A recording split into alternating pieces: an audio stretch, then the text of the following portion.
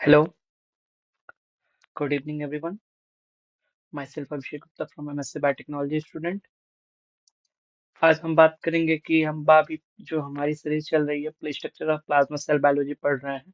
Cell biology में हम पढ़ रहे हैं स्ट्रक्चर ऑफ जो हमारी प्लाज्मा मेम्ब्रेन होती है, प्लाज्मा मेम्ब्रेन की स्ट्रक्चर पढ़ रहे हैं, जिसमें हमने पढ़ा था कि प्लाज्मा मेम्ब्रेन के जो मेन कंपोनेंट्स होते हैं उसमें होता है लिपिड्स।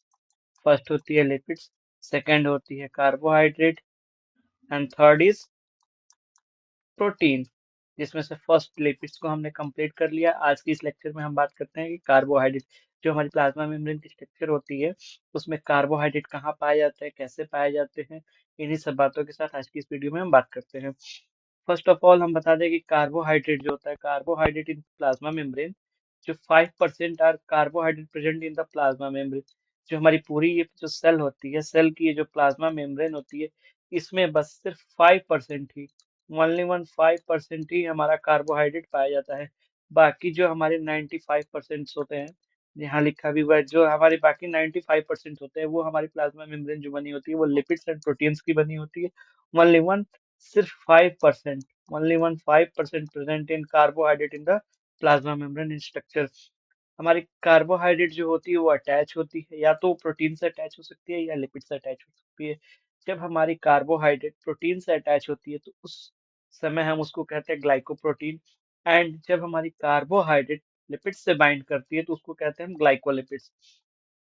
एक और बात हम आप लोगों को बता दें, ये सबसे मोस्ट इंपॉर्टेंट बात है कि carbohydrate are present only outer leaflet of the plasma membrane. ये हमारी जो प्लाज्मा मेम्ब्रेन है, प्लाज्मा मेम्ब्रेन में हमने बात किया था कि जो हमारी लिफलेट होती है ऐसे, ये हमारा हाइड्रोफिलिक और हाइड्रो जो मॉलिक्यूल्स होता है लिपिड बाई लेयर की बनी होती है, ये हमारी प्लाज्मा मेम्ब्रेन है भाई। तो इसकी जो ये आउटर लिफलेट है, सिर्फ आउटर लिफलेट पे ही हमारा कार्बोहाइड्रेट प्रेजेंट होता है। ये जो इनर लिफलेट होती है, इनर लिफलेट पे हमारे कार्बोहाइड्रेट प्रेजेंट नहीं होते हैं। उसके बाद हम इसकी कार्बोहाइड्रेट की फंक्शन की बात कर लेते हैं, तो हमारा जो कार्बोहाइड्रेट होता है, ये जो हमारी प्लाज्मा मेम्ब्रेन के स्ट्रक्चर पे प्रेजेंट होता है, ये इंटरेक्शन करता है बिटवीन सेल। जैसे एक सेल है, ये जब दूसरी सेल से ये आउटर लिफलेट पे होती है, जब प्रेजेंट होती है, तो ये आउटर लिफलेट, यही आउटर लिफलेट ही एक सेल से दूसरे सेल से कम्युनिकेट कर पाती है, कम्युनिकेशन कर पाती है। सेकेंड होती है इसकी फंक्शन जो होती है वो होती है सिग्नलिंग में। जब हमारा कोई भी सिग्नलिंग पाथवे चलता है, GPCR signalling pathway, tyrosine signalling pathway, ऐसे ही बहुत तरीके की सिग्नलिंग पाथवे जिसको हम आगे देखेंगे, उन सारी सिग्नलिंग पाथवे में हमारा जो होता है कार्बोहाइड्रेट ही इन्वॉल्व होता है। उसके बाद हम बात करते हैं इसका थर्ड फंक्शन होता है डिटर्मिनेशन ऑफ ब्लड ग्रुप्स। जो हमारी कार्बोहाइड्रेट्स होती है, इसका जो ब्लड ग्रुप का डिटर्मिनेशन होता है, ये हमारे कार्बोहाइड्रेट से ही होता है। उसके बाद हम बात देखिए, यहाँ लिखा हुआ है ब्लड ग्रुप डिटर्मिनेशन। जो हमारा ब्लड ग्रुप ए होता है, आपको पता है कि हमारे तीन ही दो ही ब्लड ग्रुप होते हैं, ए या बी। आर एच फैक्टर की बात अभी हम नहीं करते, जो आर एच फैक्टर होता है उसकी बात अभी हम नहीं करते हैं।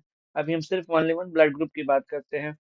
तो जब हमारा ब्लड ग्रुप ए होता है तो उस पर एन एसिटाइल ग्लैक्टोसामिन नाम का ये जो कार्बोहाइड्रेट होता है ये पाया जाता है। जब हमारा ब्लड ग्रुप बी होता है उस पर लैक्टोज कार्बोहाइड्रेट पाया जाता है। वेन जब हमारा blood group blood group A भी होता है, उस पे हमारे ये N acetyl glucosamine and lacto plus lactose दोनों ही एंजाइम पाए जाते हैं, बहुत एंजाइम पाए जाते हैं। एंड जब ब्लड ग्रुप हमारा ओ होता है, इसमें लैक ऑफ एंजाइम होता है, यानी इस पे कोई भी एंजाइम नहीं पाया जाता इसमें। ना ही हमारे एन एसिटाइल ग्लैक्टोसामिन एंड लैक्टोज में से दोनों में से कोई एंजाइम नहीं पाया जाता है। when जब ब्लड ग्रुप ए बी होता है तो both enzymes are present in the their structures, and जब when blood group A only one present N acetyl galactosamine carbohydrate, and जब ब्लड ग्रुप बी होता है present in galactosamine in their structure. Thank you. आज की video में हम इतना ही बात करते हैं, नेक्स्ट वीडियो में हम बात करते हैं जिसमें से हमने अभी लिपिड्स पढ़ लिए, लिपिड्स को पढ़ लिया है। आज हम कार्बोहाइड्रेट को कंप्लीट कर लिए, नेक्स्ट वीडियो में हम प्रोटीन की स्ट्रक्चर्स, प्रोटीन की स्टडी करेंगे, स्ट्रक्चर्स एंड फंक्शंस के बारे में। Thank you.